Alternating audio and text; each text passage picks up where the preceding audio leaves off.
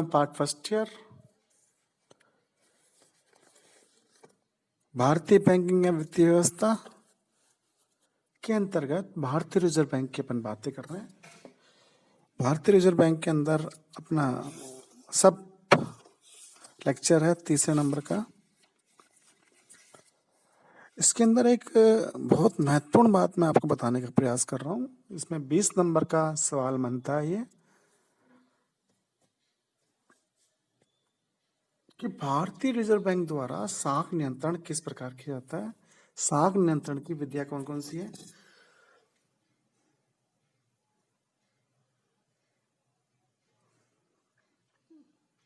देखिए, साख नियंत्रण की दो प्रकार की विधियां होती हैं। एक तो होती है परिमाणात्मक विधियां, परिमाणात्मक विधियां क्वांटिटेटिव मेथड, और दूसरी होती है क्वालिटेटिव मेथड यानी गुणात्मक विधियां। उस चीज को आगे बढ़ाएं उससे पहले देखिए, मैं आपको एक चीज बताना चाह रहा हूं कि जो भारतीय रिजर्व बैंक है उसका सर्वाधिक महत्वपूर्ण कार्य साख नियंत्रण करना है। साख नियंत्रण क्या होता है? देखिए, साख नियंत्रण देश में साख की पूर्ति न तो आवश्यकता से अधिक हो न आवश्यकता से कम हो।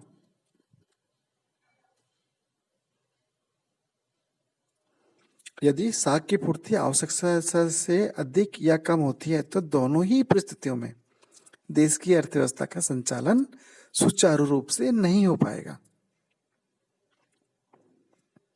अतः आरबीआई इस तरह से साख नियंत्रण करता है कि देश में स्थिरता के साथ विकास हो। किसके साथ? स्थिरता के साथ विकास हो। Economic development with stability. इसका तात्पर्य यह हुआ कि रिजर्व बैंक एक ओर तो आर्थिक विकास को गति देता है तो दूसरी ओर उसे उच्च स्तर पर बनाए रखने के लिए वास्तविक राष्ट्रीय आय में हुई वृद्धि के अनुरूप मुद्रा पूर्ति में वृद्धि करता है। वहीं दूसरी ओर यह भी ध्यान रखता है कि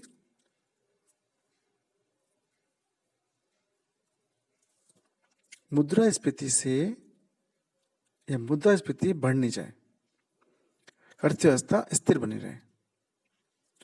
तो मैं आपको बता रहा था साख नियंत्रण की दो विधियां हैं। एक तो है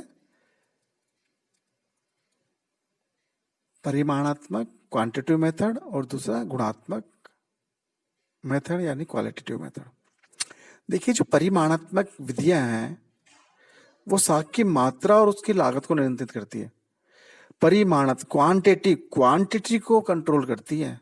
क्वांटिटिव यानी साख की मात्रा और लागत को, जबकि क्वालिटेटिव विधि साख के प्रयोग और व्यवहार को नियंत्रित करती है। अब बात करते हैं साख नियंत्रण की परिमाणात्मक विधियां। इसमें देखिए 4-5 विधियां होती है साख नियंत्रण की। आपके सामने स्क्रीन पे दिख भी रहा है, मैं बोल भी देता हूं।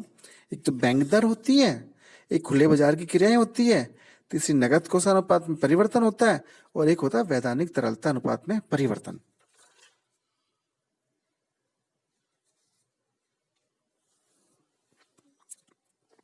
अब आपको समझना होगा कि बैंक दर क्या है। What is a mean by the bank rates?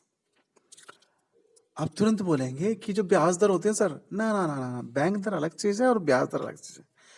जो आपने पैसा जमा कराया और बैंक उसके बदले में ब्याज देता है वो ब्याज दर है, इंटरेस्ट रेट। लेकिन मैं यहां बात कर रहा हूं आपको बैंक दर यानी बैंक रेट की। तो बैंक रेट क्या होती है? देखिए, जब या बैंक दर वह दर होती है जिस पर देश का केंद्रीय बैंक कौन है? अपना आरबीआई। देश का केंद्रीय बैंक प्रथम श्रेणी की प्रतिभूतियां तथा अनुमोदित ऋण पत्रों की जमानत के आधार पर व्यापारिक बैंकों को ऋण प्रदान करता है। जमानत के आधार पर किसे ऋण प्रदान कर रहा है? व्यापारिक बैंकों को। भारतीय रिजर्व बैंक अधिनियम की धारा 49 के अनुसार बैंक दर वह प्रमाणित दर है जिस पर आरबीआई ऐसे विनिमय बिलों या व्यापारिक पत्रों का क्रय या पुनर्कटौती करने के लिए या पुनर्कटौती करने के लिए तैयार रहता है, जो कि इस अधिनियम के अंतर्गत क्रय किए जा सकते हैं। भारतीय रिजर्व बैंक अपनी बैंक दर नीति के द्वारा साख मुद्रा की मात्रा व उसके लागत पर प्रभाव डालकर देश में साख मुद्रा का नियमन करता है। साख नियंत्रण की यह विधि तभी प्रभावशाली होगी जब देश के अंदर सुसंगठित मुद्रा बाजार होगा तथा वाणिज्यिक बैंक साख हेतु रिजर्व बैंक पर निर्भर रहेंगे या निर्भर करें। देश की परिस्थितियों के अनुसार रिजर्व बैंक अपनी सस्ती अथवा महंगी साख नीति अपनाता है। देखिए, क्वांटिटी की कमी या बढ़ोतरी करनी है उसे, तो कैसे करेगा? देखिए, यदि देश में साख की मात्रा में वृद्धि करनी है, पैसा लाना है ज्यादा मार्केट के अंदर, तो रिजर्व बैंक बैंक दर में कमी कर देता है। इसे हम बोलते हैं सस्ती साख नीति। बैंक दर में कमी हो जाने से साख की लागत अर्थात ब्याज दर में कमी आ जाती है। परिणाम स्वरूप देखिए, साख बैंक दर नीति कम करेंगे तो हम क्या करेंगे मालूम है आपको? बैंक जो हमसे पैसा ले रहा है रिजर्व बैंक से, वो कम रेट पे लेगा। तो इसलिए इसको हमने सस्ती साख नीति बोली है। अगर सस्ती साख नीति है तो क्या होगा? साख की मात्रा बढ़ जाएगी। इसके विपरीत यदि देश में साख की मात्रा की कमी करनी है तो आरबीआई बैंक दर में क्या कर देगा? वृद्धि कर देगा। इसे हम महंगी साख नीति कहते हैं। बैंक दर में वृद्धि से साख की लागत अर्थात ब्याज दर में वृद्धि हो जाती है। परिणाम स्वरूप साख की मात्रा में कमी आ जाती है। भारत में बैंक दर की जो नीति है उसकी क्रियाशीलता किस प्रकार की रहती? रिजर्व बैंक ने देखिए अपनी स्थापना के समय 3.5% बैंक दर निश्चित की थी। बाद में ये अनेक बार परिवर्तित हुई। जब अपन बात करते हैं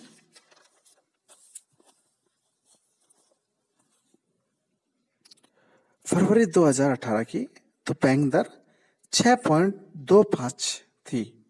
और जब बात करते हैं अभी 22 मई 2020 की, देखिए आंकड़ा मैं ये आपके लिए स्पेशल रूप से लेके आया हूं, मई 2020 का। आपकी बुक्स के अंदर ये पुराना आंकड़ा मिलेगा।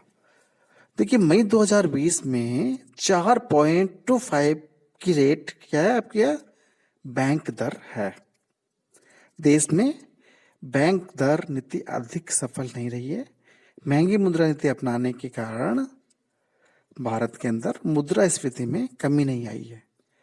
भारत में बैंक दर बाजार दरों को प्रभावित करने में असमर्थ रही है, क्योंकि बैंक दर बाजार दरों का नेतृत्व करने के बजाय उनका अनुसरण करती है। अगली बात करते हैं परिमाणात्मक विधियों के अंतर्गत खुले बाजार की क्रियाएं। तो खुले बाजार की क्रियाएं क्या होती है? देखिए, खुले बाजार की क्रियाओं से तात्पर्य है केंद्रीय बैंक द्वारा साख नियंत्रण के उद्देश्य से सरकारी प्रतिभूति, प्रथम श्रेणी के बिलों व प्रतिज्ञा बिलों का क्रय विक्रय है। यानी बैंक क्या करता है कि जितनी भी सरकारी प्रतिभूति है, प्रथम श्रेणी के बिल हैं और प्रतिज्ञा पत्र है, उनके क्रय विक्रय का कार्य करता है। उसे हम बोलते हैं खुले बाजार की क्रिया।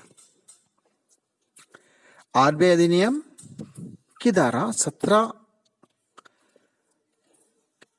उपधारा 18 के अनुसार आरबीआई केंद्र अथवा राज्य सरकारों अथवा किसी स्वायत्त संस्था की प्रतिभूतियां क्रय कर सकता है। ये प्रतिभूतियां किसी भी अवधि की हो सकती है। इसके अतिरिक्त धारा 17(2)(a) के अनुसार रिजर्व बैंक को अल्पकालीन बिलों के क्रय विक्रय का अधिकार भी प्राप्त है। भारतीय रिजर्व बैंक खुले बाजार की क्रियाओं को बैंक दर की पूरक विधि के रूप में प्रयुक्त करता है। जब रिजर्व बैंक साख की मात्रा अथवा उसमें वृद्धि पर अंकुश लगाना चाहता है तो खुले बाजार की प्रतिभूतियों का विक्रय करता है। विक्रय मतलब बेच देता है। बेच देगा तो जो मार्केट में जो पैसा है वो किसके पास आ जाएगा? आरबीआई के पास आ जाएगा। परिणाम स्वरूप व्यापारिक बैंकों व जनता की क्रय शक्ति रिजर्व बैंक के पास आ जाती है। इसके विपरीत जब मुद्रा पूर्ति में वृद्धि करनी हो तो रिजर्व बैंक जनता एवं वाणिज्यिक बैंकों से प्रतिभूतियों का क्रय करता है। इससे वाणिज्यिक बैंकों की तरलता व ऋण देने की क्षमता में वृद्धि हो जाती है, क्योंकि पैसा कहाँ चल जाता है, पैसा बैंकों के पास चल जाता है। रिजर्व बैंक ने साख नियंत्रण के उद्देश्य से खुले बाजार की क्रियाओं को सीमित रूप से प्रयोग में किया है। बैंक ने प्राय सरकार के ऋण नीति को सफल बनाने अथवा सरकारी प्रतिभूतियों के मूल्यों में स्थिरता बनाए रखने के लिए इस विधि का प्रयोग किया है। बैंकों की साख की मौसमी आवश्यकता की पूर्ति के लिए इसका नियमित रूप से उपयोग किया गया है। अगला पॉइंट है नगद कोषानुपात में परिवर्तन। देखिए एक और पॉइंट आ रहा है, वैधानिक तरलता अनुपात में परिवर्तन। इन दोनों में आपको अंतर समझना होगा। चेंज इन CRR यानी change in cash reserve ratio. क्या? Change in cash reserve ratio, नगद कोषानुपात में परिवर्तन। भारतीय रिजर्व बैंक अनुसूचित बैंकों के नगद कोषानुपात में परिवर्तन करके साख को नियंत्रित करता है। RBI अधिनियम 1934 की धारा 42 सब धारा 1 में यह इस व्यवस्था की गई है कि प्रत्येक अनुसूचित बैंक को रिजर्व बैंक के पास अपनी जमाओं का 2% तथा मांग जमाओं का 5% नगद कोष के रूप में रखना पड़ेगा। मतलब जो पैसा बैंकों के पास है उसका 2% और मांग जमाओं का 5% नगद के रूप में किसके पास रखना पड़ेगा? रिजर्व बैंक के पास रखना पड़ेगा। रिजर्व बैंक अधिनियम में 15 सितंबर 1962 में दिए गए संशोधन के परिणाम स्वरूप प्रत्येक अनुसूचित बैंक को अपनी कुल जमाओं का 3% RBI के पास जमा रखना अनिवार्य है और रिजर्व बैंक चाहे तो इसे 15% तक बढ़ा सकता है। इस प्रकार अनुसूचित बैंकों को अपनी कुल जमाओं की 3% से 15% तक राशि नगद के रूप में रिजर्व बैंक के पास रखनी होगी। रिजर्व बैंक ने समय समय पर साख नियंत्रण के उद्देश्य से बैंकों के नगद कोषानुपात में परिवर्तन किया। वर्तमान में यह CRR कितना है? 3% है। देखिए मैं आपको बता रहा हूं, नगद कोषानुपात वो अनुपात है जो रिजर्व बैंक के पास कैश के रूप में 3% से 15% के रूप में आपको रखना पड़ता है, जो अपनी जमाएं हैं बैंक के पास उन जमाओं का। तो वर्तमान में जो 3% है, 3% आपको रखना ही पड़ेगा। ये घटती बढ़ती रहती है। अगला है वैधानिक तरलता अनुपात में परिवर्तन। भारतीय बैंकिंग अधिनियम 1949 की धारा 24 के अनुसार अनुसूचित बैंकों के लिए अपनी कुल जमाओं का कम से कम 20% तरल के रूप में रखना अनिवार्य किया गया। वैधानिक तरलता अनुपात में क्या है कि प्रत्येक बैंक को कुछ तरल अपने पास ही, जबकि नगद कोषानुपात में रिजर्व बैंक के पास पैसा रखना होता था और यहाँ पर अपने पास यानी बैंक के पास ही 20% पैसा रखना अनिवार्य किया गया था। बाद में इसे हम बोलते हैं change in statutory liquidity ratio, SLR। तो समय समय पर SLR घटता बढ़ता रहा, कभी बढ़ गया, कभी घट गया, कभी बढ़ गया। अभी ये वर्तमान की बात करते हैं, मतलब वर्तमान फरवरी 18 की, तो 19.5 था। और आज की बात करते हैं यानी 2020 की, तो ये है कितना? 18%। यानी अपनी जो जमाएं हैं उन जमाओं का, बैंक की जो जमाएं हैं उन जमाओं का 18% तो बैंक को अपने पास रखना पड़ेगा और 3% नगद कोषानुपात के रूप में रिजर्व बैंक के पास रखना पड़ेगा। तो 18 और 3 21% तो आपको किसी भी जमाओं की तरलता अपने पास रखनी पड़ेगी।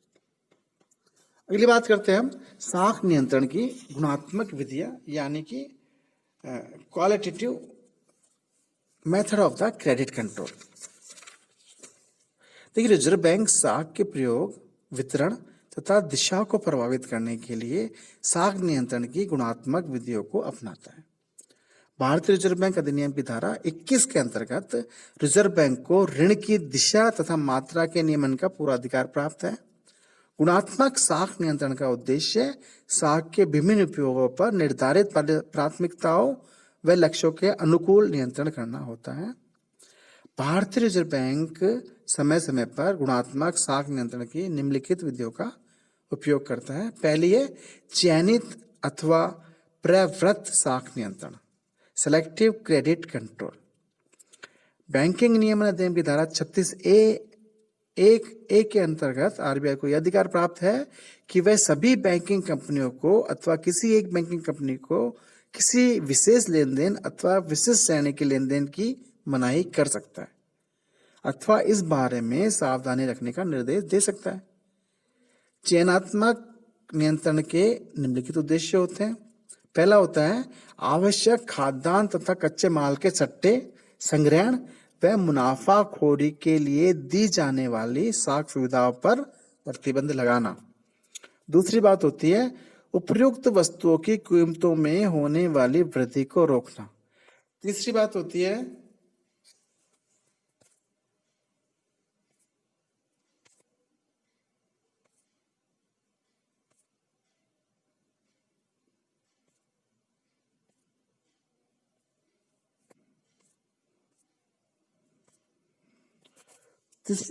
मात्रात्मक साख नियंत्रण की विधि को प्रभावशाली बनाने के लिए चयनात्मक विधि की पूरक विधि के रूप में लागू करना।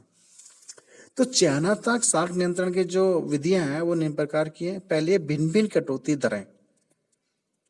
दूसरी है पुनर्वित्त सुविधाओं को वापस लेना। तीसरा है ऋण जमा अनुपात निश्चित करना।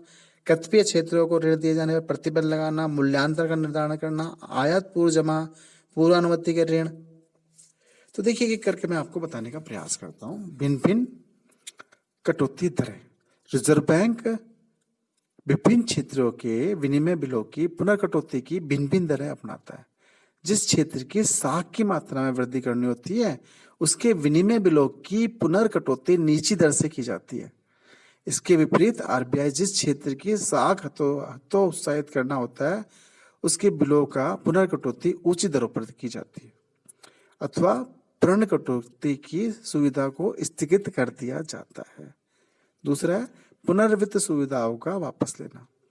भारतीय अर्थव्यवस्था में आए गंभीर मुद्रास्फीति दबावों के संदर्भ में मुद्रा प्रसार पर नियंत्रण रखे जाने की आवश्यकता को ध्यान में रखते हुए आरबीआई ने पुनर्वित्त की सुविधा समाप्त कर दी गई है। ऋण जमा अनुपात निश्चित करना। रिजर्व बैंक क्या करता है कई बार कि क्षेत्र विशिष्ट दिए जाने वाले ऋण जमा का अनुपात है उसको नियंत्रण करने का प्रयास करता है और कई बार क्या करता है कतिपय क्षेत्रों पर दिए जाने वाले ऋणों पर वो प्रतिबंध लगा देता है कि मैं इन चीजों के लिए मैं ऋण नहीं देने दूंगा।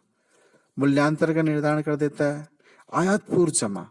इस विधि का उपयोग आयातों को हतोत्साहित करने के लिए किया जाता है। इसके अंतर्गत आयातक को माल के आयात से पहले ही उसका मूल्य जमा कराने का आदेश दे दिया जाता है। आयात पूर्व जमा। पूर्वानुमति से ऋण। रिजर्व बैंक वाणिज्यिक बैंकों को स्पष्ट निर्देश देकर पाबंद कर सकता है कि वे उनकी पूर्वानुमति के बिना किसी उद्देश्य विषय के लिए ऋण नहीं देंगे। अगला पॉइंट है साख की राशनिंग ऑफ क्रेडिट। साख नियंत्रण की इस विधि के अंतर्गत रिजर्व बैंक वाणिज्यिक बैंक को दी जाने वाली कुल साख की विभिन्न उद्योगों, क्षेत्रों एवं व्यवसायों के बीच राशनिंग कर देता है। उदाहरण के लिए रिजर्व बैंक ने वाणिज्यिक बैंक को स्पष्ट निर्देश दे रखा है कि कुल ऋणों का एक निश्चित प्रतिशत वो अनिवार्यतः प्राथमिक क्षेत्रों को देंगे। यानी उन्होंने कहते हैं कि लोन दे रहे हैं वो लोग कुछ परसेंट आपको प्राथमिक क्षेत्रों यानी कृषि कार्य के लिए आपको देने होंगे और उनको फॉलोअप करना पड़ता है। बैंकों को फॉलोअप करना पड़ता है। तीसरा नैतिक अनुनय। होता क्या है कि साख नियंत्रण के लिए रिजर्व बैंक कई बार क्या करता है वाणिज्य बैंकों को अपने नैतिक प्रभाव का भी उपयोग करता है। समझाता बुझाता है कि भाई आप साख नियंत्रण के मेरे अनुसार कार्य करें।